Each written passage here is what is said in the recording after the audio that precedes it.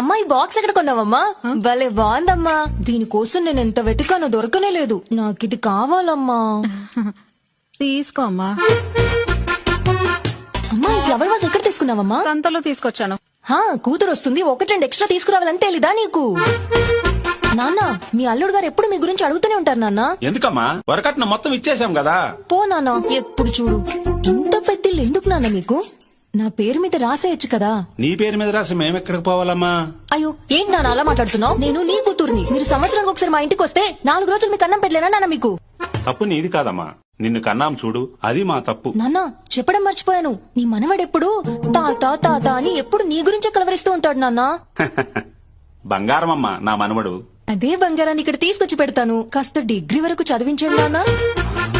అక్క shirt iron చేసి పెట్టాను చూసావా? రేయ్ నేను చూడలేదురా. అదా మీ బావ ఫేవరెట్ కలరు, బామ్మర్ది గిఫ్ట్ గా ఉండని అని నేనే తీసుకున్నాను.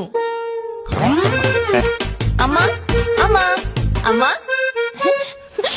అమ్మా నాన్న మీ ఇద్దరిని వదిలి వెళ్ళడానికి నాకు మనసు రావడం లేదు. వచ్చే వారం తొందరగా వచ్చేస్తాను. కొత్త చెప్పులు ఎప్పుడు కొన్నావమ్మా? ఇవి నావి కావే, పక్కింటి ఆవిడవి. అవునా సరే అమ్మా. నాన్న ఆటో ఛార్జీలకు ఒక 1000 రూపాయలు ఫోన్ పే చేయి నాన్న. అది కూడా చేయమంటావా?